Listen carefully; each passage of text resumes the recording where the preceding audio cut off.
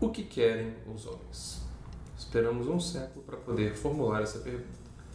Foi preciso cair alguma coisa, foi preciso fazer vacilar os semblantes para que as masculinidades surgissem como questão. E, agora em 2024, isso acaba virando um livro. Tudo bom, Vinícius? Tudo bem. E então, o que você tem a dizer sobre Homens em Análise, Travessias da Virilidade? Bom, esse é o título, né, do livro que eu estou lançando agora esse ano, com muita alegria. Contente em estar aqui com você por esse podcast da Traço. Esse livro ele é resultado assim, de muito trabalho, né, de uma trajetória que é ao mesmo tempo clínica e teórica, né, tem uma conversa, né, que vamos dizer, né, não se deixa iludir também pelo caráter específico, né, dessa ideia dos homens em análise, porque é também um debate da psicanálise com o nosso tempo, né? Tem um debate aí sobre o que é a clínica psicanalítica no século XXI, né? Isso envolve perguntar, quer dizer, o tema das masculinidades, inevitavelmente, se levado a sério, né, nos conduz a uma série de perguntas com relação a esse tema mais amplo, né, que é o que é uma psicanálise no século XXI. O tema das masculinidades é um tema que me toca muito particularmente, né, pelas minhas questões de análise pessoal, e que, por um acaso feliz, se encontrou, né, com um certo buraco bibliográfico, né, dentro do nosso campo. Apesar de que desde muito tempo atrás, no início da obra do Freud, já tinha uma série de problematizações sobre masculinidade, assim como dentro da obra do Lacan, alguma coisa, né, a gente pode conversar sobre as hipóteses para isso também, né, mas alguma coisa fez com que o tema da feminilidade ou do feminino ganhasse muito mais relevância, né, dentro do campo ao longo, né, desses 100 anos aí de história da psicanálise. Mas, por exemplo, assim, o que você acha que uma sociedade do século XXI tem a dizer sobre o que é ser masculino? Porque isso é uma questão que é colocada em discussão o tempo inteiro, né? Você tem várias figuras aí que são de alguma forma bastiões de uma certa masculinidade, ou pelo menos se diz disso, mas parece que é um termo que se coloca no lugar de alguma coisa que não é muito clara também. Sim. Quer dizer, tem toda uma discussão, né, de que talvez o que os séculos anteriores tiveram a dizer sobre masculinidade talvez tenha sido muito mais rígido e muito mais nítido, né, do que o que se tem hoje, né, que nós temos uma certa indeterminação, né, que a uns angustia, mas a outros convida também a invenções, né, mais singulares quanto ao que responde por esse ser masculino aí, né? É uma coisa que talvez antes passasse muito mais por um certo respeito à tradição, né, manutenção de uma certa tradição ligada à virilidade, né, uma série de valores, né, assim, da masculinidade nesse sentido de uma certa tradição que hoje é colocada à prova, né? E justamente a colocação à prova produz respostas de todos os tipos, né? Inclusive respostas que buscam resgatar esse ponto da tradição. Na psicanálise, a gente aposta muito mais nessas invenções singulares, né? Sabendo muito bem do custo que a tradição tem, né? Assim, subjetivamente, né? Para quem busca se filiar a ela. Então, tem alguma coisa de acolher esse ponto do novo, né? Que se produz aí na relação de cada analisante com esse ponto da masculinidade. Entendi. Porque, por exemplo, quando você comenta sobre essa ideia do homens em análise, como abrir espaço também de a pluralidade, vamos dizer assim, das masculinidades? Ótimo, essa pergunta é ótima porque esse é o ponto que produz a conversa com relação a essa amplitude, né, da psicanálise no século XXI. Porque quando a gente vai pensar essa pluralidade das masculinidades, a gente está se perguntando, né, por uma série de categorias que vão atravessar também na própria forma de um corpo circular no laço social, né? Tem vários marcadores, né, desse corpo no laço que vão conferir matizes, né, para cada modo de se constituir masculinidades. Ou seja, a gente está pensando aqui, por exemplo, em atravessamentos, né, de gênero, de raça, de sexualidade, de classe, de localidade geográfica, né, nacionalidade, etnia, né, a inserção religiosa, né? Então, nós temos uma série de marcadores, né, que vão ter efeitos nas possibilidades que um corpo tem de circular no laço social, na maneira como esse corpo é lido. Né? E isso informa as diferentes maneiras também de se produzirem masculinidades. Então, levar a sério o tema das masculinidades na psicanálise considerar essa multiplicidade, né, que nem sempre na psicanálise a gente se deu conta dela.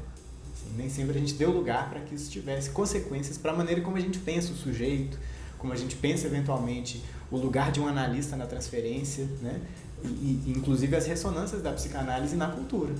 Você usou o exemplo da racialidade, mas quando a gente trabalha a ideia do LGBTQIA+, muitas vezes, pensando em analistas mais velhos, não é nenhuma questão de preconceitos já formalizados, mas é simplesmente uma não produção até de o que dizer sobre. Então, como tatear essa região? Aí nós temos um certo abismo, né? Muitas vezes a gente pode considerar como um abismo geracional, mas que ao mesmo tempo nós temos analistas mais velhos, para pegar esse exemplo, né? Essa direção, que por sua vez estão sim abertos, né? A aprenderem com o que o século tem a ensinar. Então, temos uma tendência geracional, mas que também não é uma exclusividade. Então, tem algo aí também da implicação, né, desses analistas com relação a essas pautas, né, que, vamos dizer, ao longo da sua formação, parece que não foram temas que não foram balançados, né? Ou seja, tivemos aí uma geração que pôde confortavelmente se consolidar, né, em cima, vamos dizer, dos preconceitos transmitidos até ali, né? E acho que essa é, inclusive, uma das tarefas da juventude, né? De fazer um certo barulho, né? Quanto a essas questões, né? O que significa que, às vezes, a gente pode incorrer em certos excessos, né? Mas que, vamos dizer assim, tem uma direção muito nítida, né? Que é de produzir uma psicanálise que seja mais aberta às singularidades que vão se endereçar a ela, que vão continuar a se endereçar a ela, né? Agora, em termos de referências bibliográficas, né, acho que tem uma coisa que, bom, o meu trabalho ele não está iniciando, né, esse movimento, ele se junta, né, a um movimento radicalmente coletivo, né, que faz parte também do nosso tempo e que já se iniciou há um bom tempo, né, assim, que é de interrogar. Um exemplo bibliográfico importante, a meu ver, é o livro Tornar-se Negro, da Neuza Santos Souza, que é de 1983, né?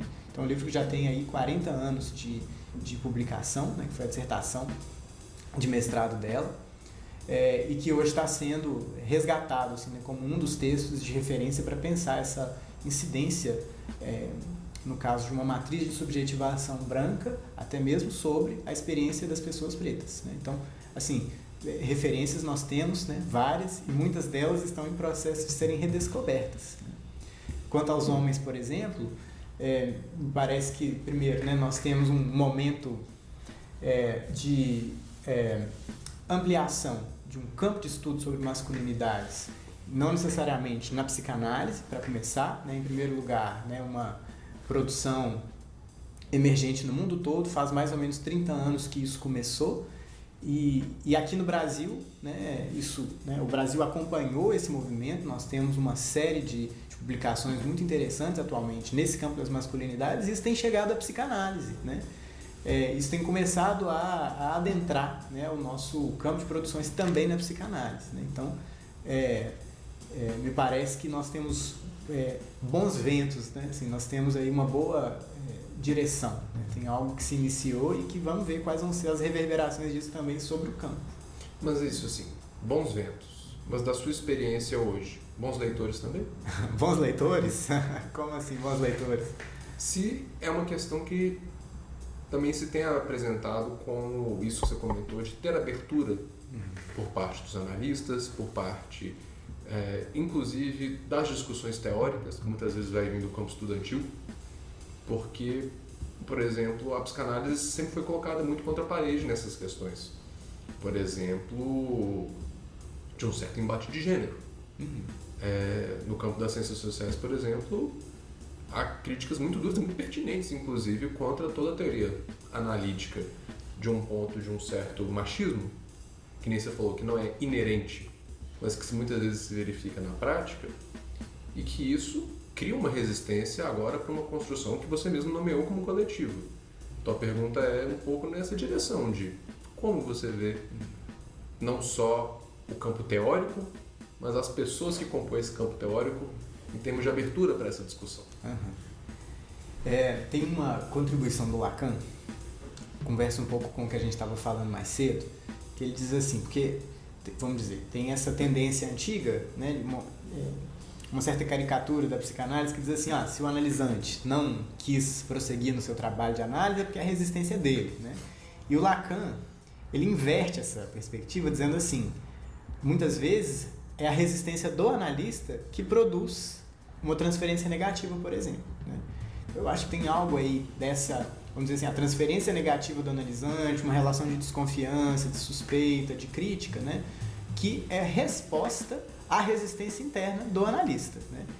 Eu acho que essa contribuição clínica do Lacan pode ser expandida, por assim dizer, para a relação, né, dos estudos de gênero, dos estudos raciais, estudos trans, estudos queer, né? Eu acho que tem uma relação da mesma ordem, entende? Ou seja, por haver uma certa resistência dos analistas ao se aproximarem dessas questões, né, isso se transmite, né, e isso produz, isso alimenta, vamos dizer assim, a crítica, que às vezes pode errar o alvo teoricamente, no sentido de que as críticas nem sempre são as com a maior refinação na leitura da teoria, mas acertam o alvo do ponto de vista prático, né, porque tocam numa resistência que é muitas vezes do campo afetivo desses analistas que produzem, né, nessa região, né? Quando esbarram nessas regiões, né, tem uma certa dificuldade, que, a meu ver, passa por aí, né? Então, é um campo minado, mas é um campo inevitável, né? É um campo que a gente tem que atravessar.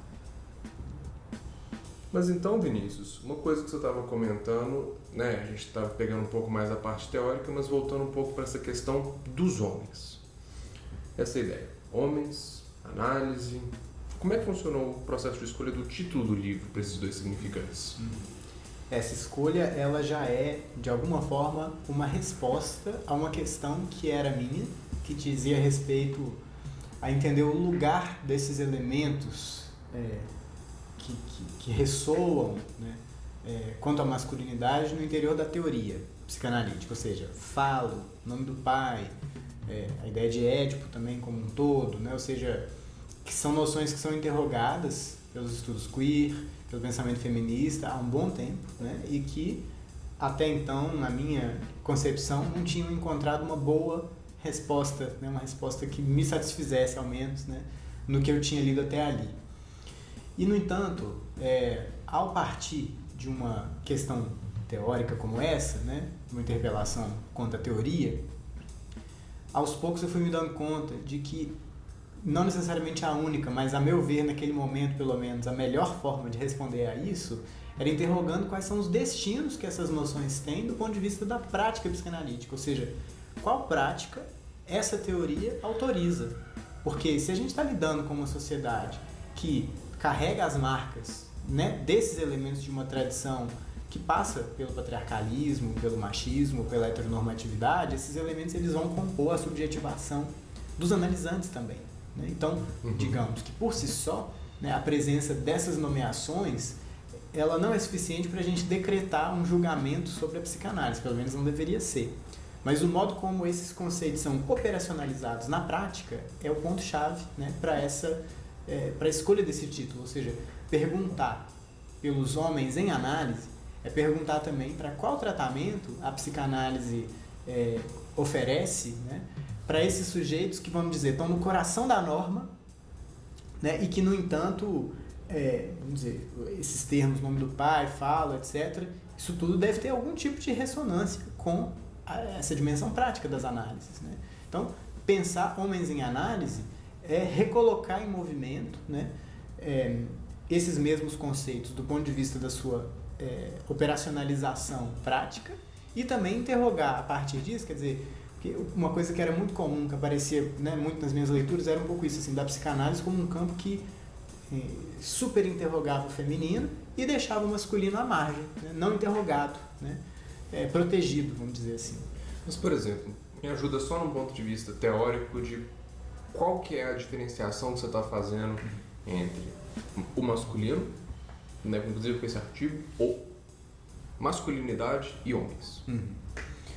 Então, primeiro nós temos que considerar a importância, a urgência de uma desessencialização, né? Ou seja, não se trata aí de um arquétipo, de uma essência, de nada tão estável assim, quanto por algum tempo se acreditou que pudesse ser, né, no discurso ocidental. Né? Ou masculino. Ou masculino. Né? Ou ideal, né? Ou homem. Né? Ou homem.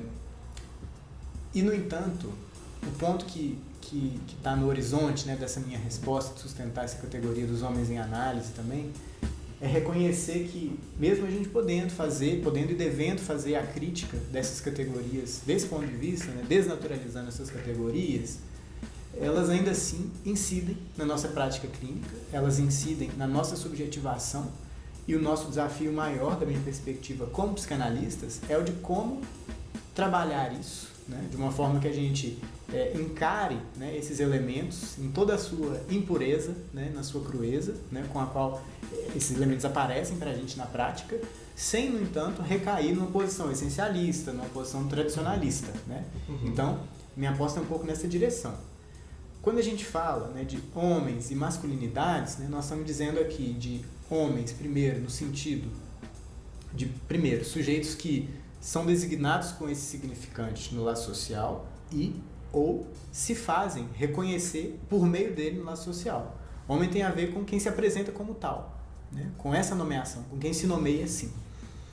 Uma parte desses sujeitos são aqueles, né, que nascem com pênis, são convocados, né, assim, a operar no laço social como representantes, né, dessas insígnias, né? Ou seja, como é que tem que agir e se reconhecer, se fazer reconhecer no laço quem nasce com pênis, né? Então, mas a minha pergunta talvez seja um pouco na direção de, ao mesmo tempo, quem traz isso do ponto de vista de sujeitos em análise?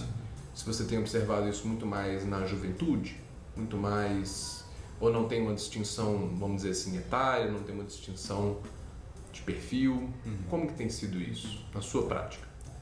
Para eu responder isso, eu vou amarrar com a questão anterior, porque a gente pensar uma disjunção entre homens e masculinidades tem a ver também com a gente pensar primeiro masculinidades como um terreno em disputa, né?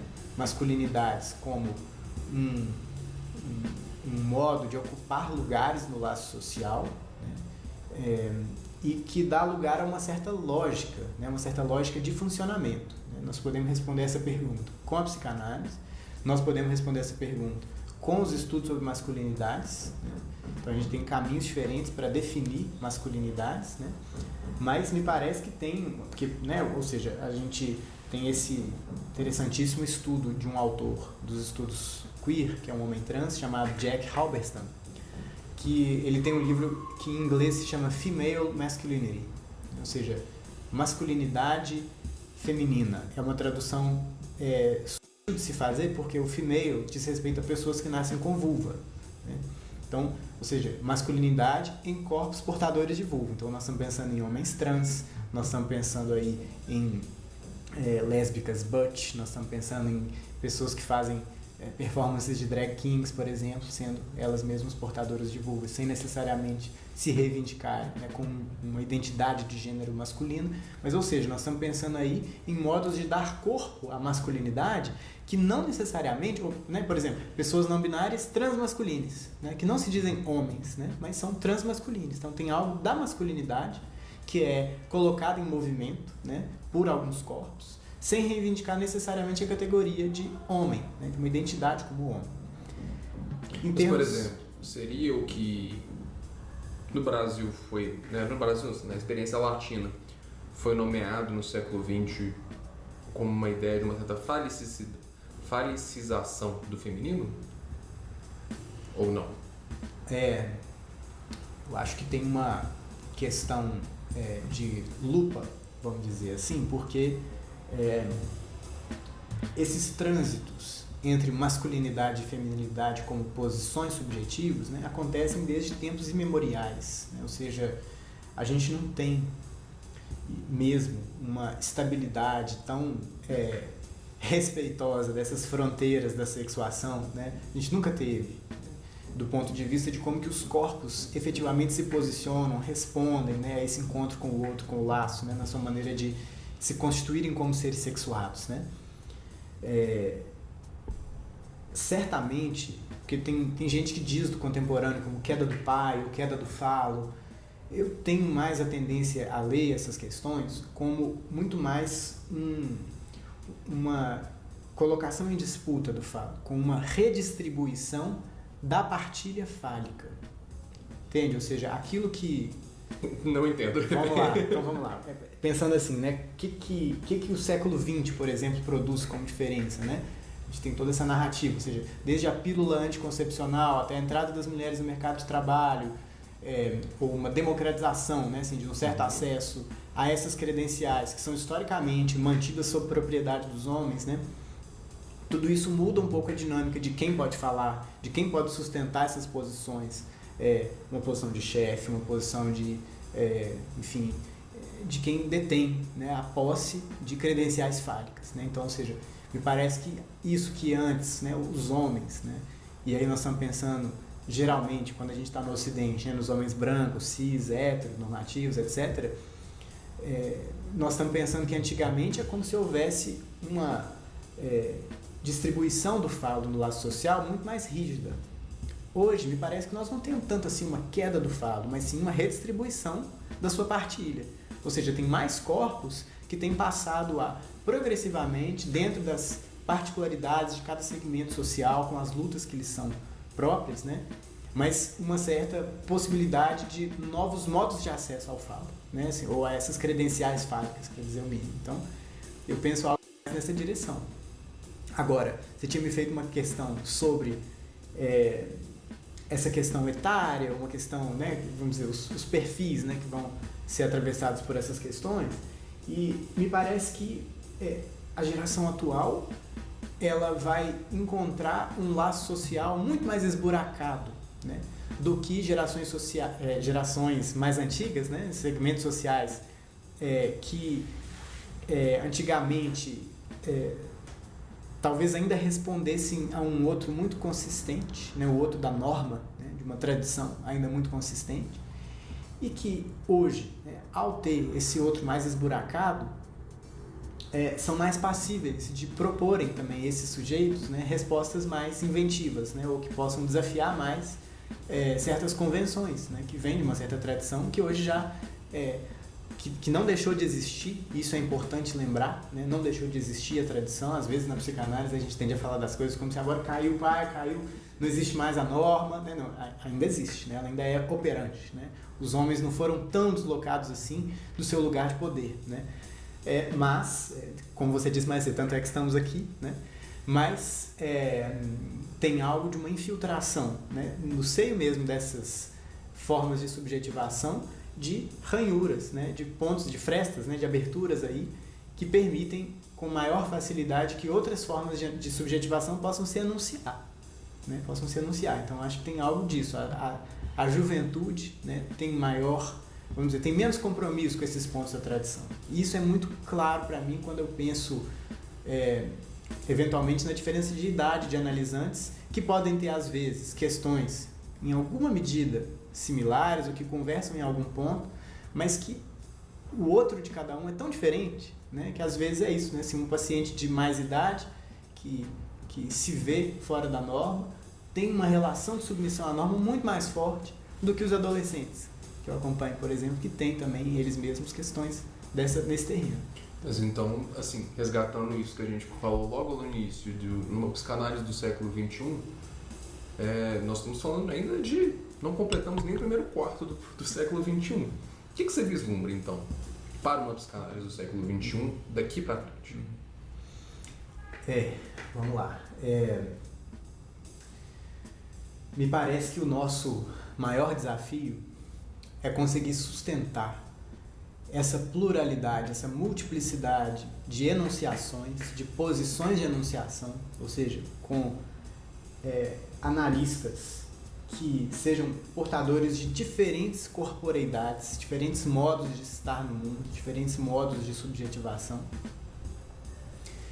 que eles mesmos possam, né, partindo desses lugares plurais de enunciação, sustentar a radicalidade do que uma experiência de análise permite, né, do que a radicalidade do que a clínica psicanalítica exige, né, ou seja, uma certa relação com o inconsciente, com essa dimensão do que é também da ordem do desidêntico, né? Daquilo que é da ordem do opaco, né? E que não se resolve no campo das identificações, no campo da imagem, né? E que talvez seja a psicanálise ainda um dos poucos lugares em que a gente possa se aproximar dessa dimensão. Então, o meu voto, digamos assim, né, para uma psicanálise do século XXI é que ela seja capaz de, dentro do que for possível, né, conciliar essa multiplicidade de posições de enunciação, né, com essa radicalidade que a clínica psicanalítica exige. Eu quero crer que foi um pouco isso que eu tentei sustentar também com o meu livro.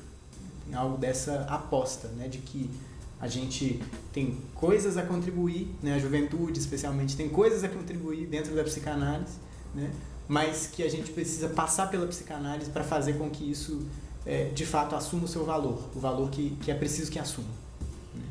Ou seja, para a gente mudar a psicanálise, a gente precisa também ser mudado por ela. E é com esse tipo de modificação que eu acho que a psicanálise tem chance de se alçar aí ao século XXI. Mas então seria possível, de alguma forma, ser tocado pela psicanálise, né? Isso que você falou de passar pela psicanálise e ainda assim conseguir fazer o que você chamou também de um movimento, de uma enunciação nova? É isso. A ideia é que uma análise produz uma nova enunciação. Lacan dizia que uma análise permite produzir um significante novo. Ou seja, alguma coisa que dá lugar ao inédito na vida de um ser falante, né? Ou seja, para além do circuito de repetição, no qual um ser falante se aprisionou até ali, né? Uma análise produz um significante novo. A gente pode pensar também que, em decorrência, né, desse significante novo, a gente tem uma nova posição de enunciação, uma nova forma de se nomear, que inclui a singularidade, mas que não é por isso desprovida de uma conexão com o laço. Então, é nessa conexão com o laço que repousa esse ponto aí de uma chance de que uma nova enunciação se produza.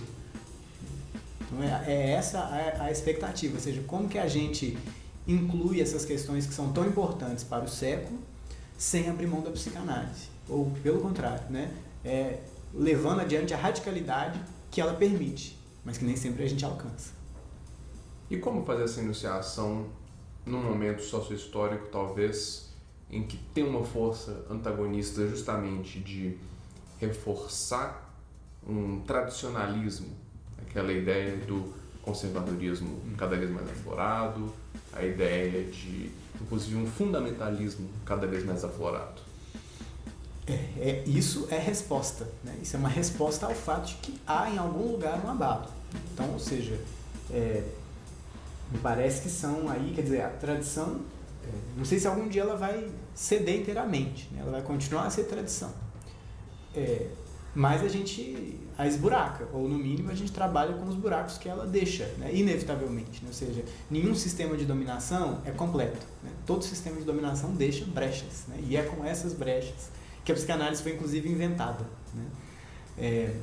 Então me parece que nós temos aí a atualização de um desafio que no fundo, na sua forma mais radical, sempre foi o desafio da psicanálise. Né? Pelo menos a psicanálise tomada na potência que ela pode, né, desempenhar. Né? Então acho que é um desafio lançado a cada um, a cada uma e a cada uma. E como é que você faria então um convite a cada um, cada uma e cada uma? Acho que esse convite já está feito. Está sendo feito a cada segundo dessa conversa. Muito bom. Então, lembrando só do lançamento, Homens em Análise, Travessias da Virilidade.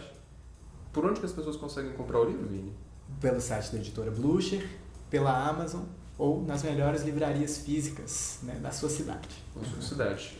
E também já aproveitando o convite, não? Que você estará na EBP Rio, se não me engano. Isso, dia 24 de junho, EBP Rio. 24 de junho de 2024.